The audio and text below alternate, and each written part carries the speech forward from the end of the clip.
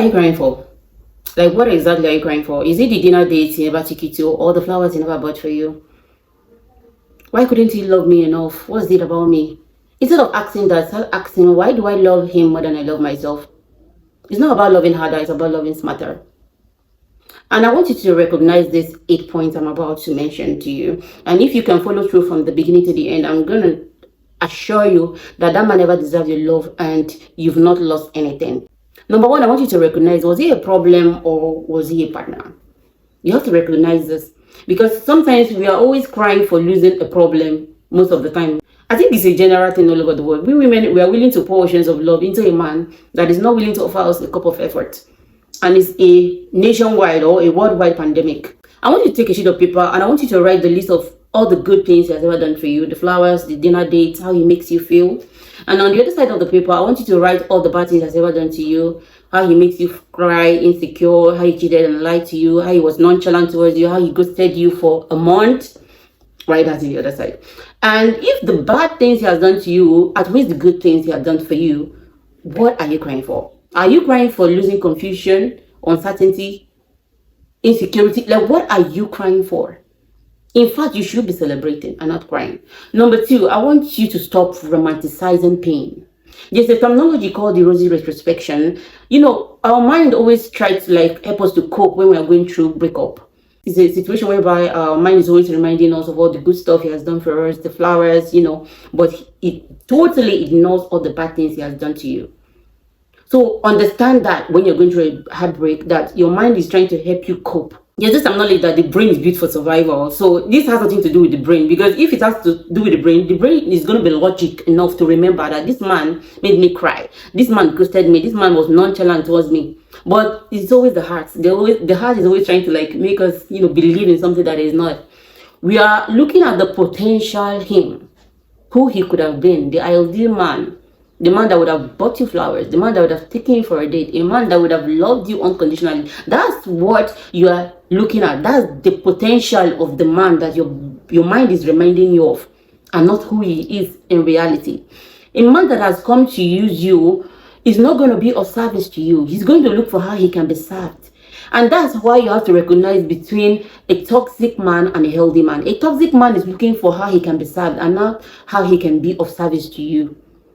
Each time he's going to come to see you, he's only going to come and touch you. Like, when you realize, like, maybe I'm too attractive and that's why he can't stand, you know, being with me. So he just can't stand, so he's always touching me. Anytime he comes around, he's always touching you. Because that is what he came for. A man that cares about you, gonna ask you about your day, what happened yesterday. He's gonna show concern about your future together. He is going to be concerned about your well-being. A man that cares about you. But each time he comes around, he's going to look at how he can touch you. That's all. That's all he wants from you. He's never going to change. You can't keep on trying to murder a man who doesn't want to save himself and become a better person. Because women are easily, you know, adjustable. They can adjust, and, you know, like I said, women usually multitask and all of that. But a man that is still the same man when he's 30 years old, there's possibility that in the next 50 years, he's still going to be that same man. He's never going to change. A man that is not making effort to improve himself financially, mentally, spiritually, he's going nowhere. He's going to be at that same point in the next 10 years, in the next 20 years. You're going to realize that man is still at the same point. So is this still that man, that same man you want to change, you want to now amend and to help to become a better person? And if you are unable to do that successfully, you know what's going to happen? That man is going to resent you, because that man is finding it so difficult to change himself. So he's going to resent you for that. You can't change the world. Talk more of a man. You can't change him. Stop trying to change a man. You're not his mother. Let him deal with himself first. Losing him is not a reflection of your words. A broken person will break things. A sad person will make other people sad. And number 4, I want you to understand that losing him is God's protection. Because until you start understanding this, you think that it has everything to do with you. Or you think that God doesn't want the best for you. Why is it that God is always taking people out of your life? God is trying to take those people out of your life so that you can make room for the right person. God's rejection is God's redirection.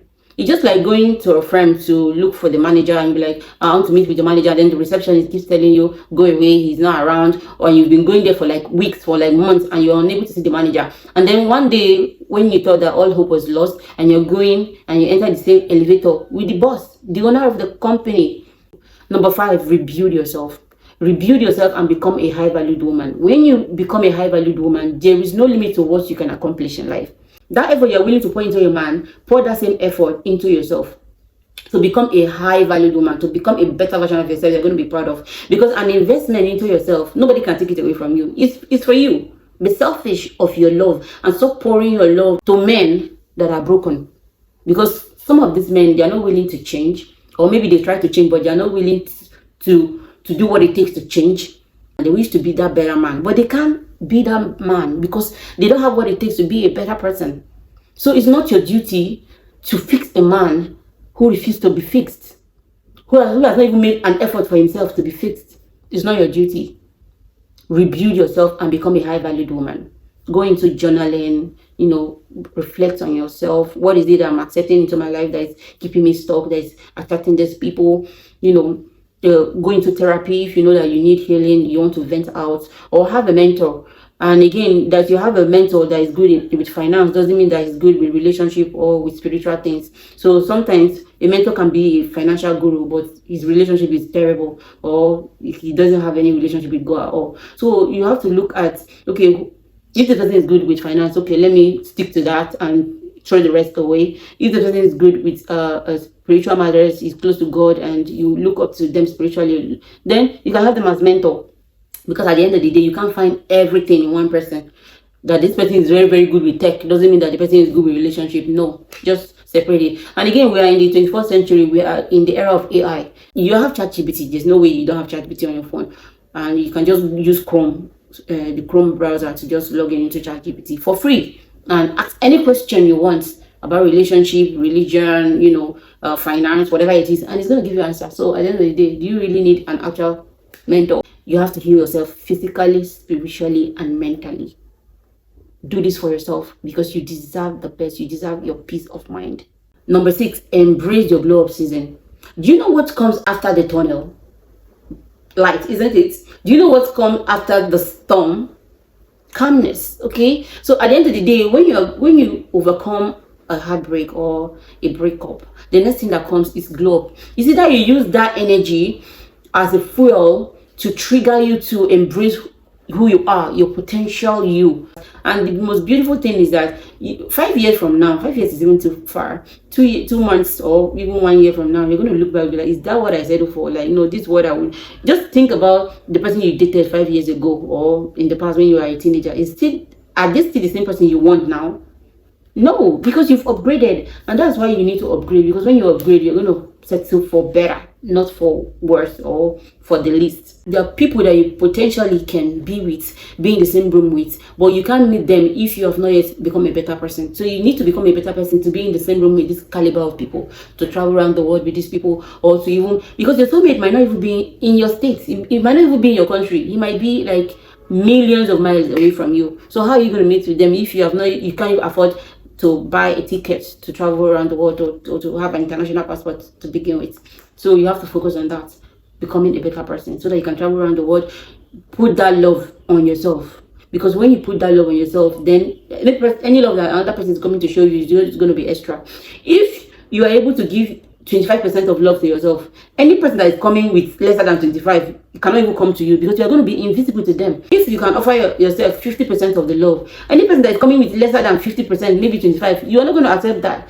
If you cannot love yourself 100%, any person that is coming with 25% of the love, he cannot even see you or come close to you, because you love yourself so much that any person that is going to come to you should be able to offer you more than you already have.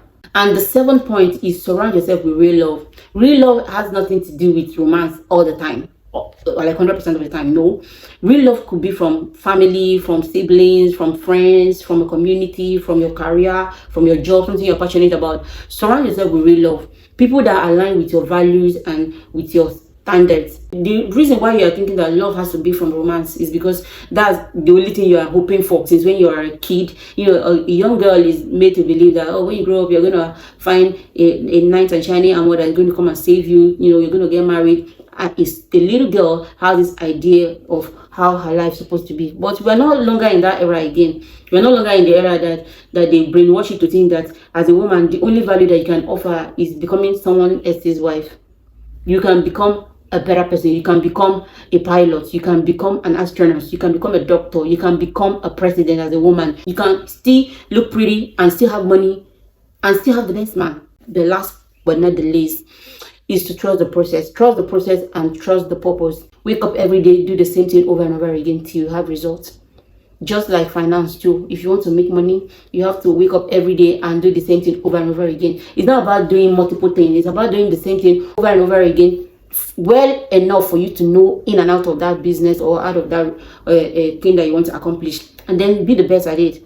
Trust the process that you can become a high-valued woman. You can become financially independent. You can become the best person you can ever be. What is the most pressing thing that I need right now? If money is the most pressing thing that you need right now, why are you looking for love? Like, what the hell? What are you looking for? Because you should be able to love yourself well enough to be able to afford the basic thing that you need for yourself. At the end of the day, you're going to ask yourself, what is my life worth? If I should be dying right now and I need 1 million naira, I mean, 1 million is the least you can have in Nigeria, or you need 10 million naira, can you save your life? So if you can't afford to save your life or save the life of your loved one when they are going through life and death situation, then have you been able to love yourself well enough? So if you cannot even love yourself to the point that you can afford the basic thing that you need for yourself, food and, you know, safety, so what are you doing looking for love that's not going to bring value to you? It's not going to bring money for you. It's not going to add anything into your life. Enter into a relationship that you can even benefit from financially than trying to think that there's love that you're trying to get from it. Because at the end of the day, those are the punchline that men are using to take advantage of women, giving them hopes of love that they're not even going to have, just so that they can live with them. Why can't they go and hire a prostitute so that they can pay that prostitute, or even have the potential of even getting infection or even HIV from them? No, but they are going to ignore those prostitutes because they know they can have it from you for free, and you can even feed them joint self and do all the necessary things, all in the name of love. Don't do that. Don't be that naive to think that there is any love out there for you. Any love that you cannot give to yourself, nobody's going to give it to you. Love yourself well enough that any love that any man is going to offer you is going to be like, you know, extra. Okay? Love yourself, because you can't give what you don't have, and those people, they can't give what they don't have. They can attempt to or try to want to give you what they don't have, but they can't keep it up for long. So that's not what you need. You need something that is lasting, and the only thing that is lasting is you and the love you are able to like give to yourself and give to those that you really care about. So see you on the next one.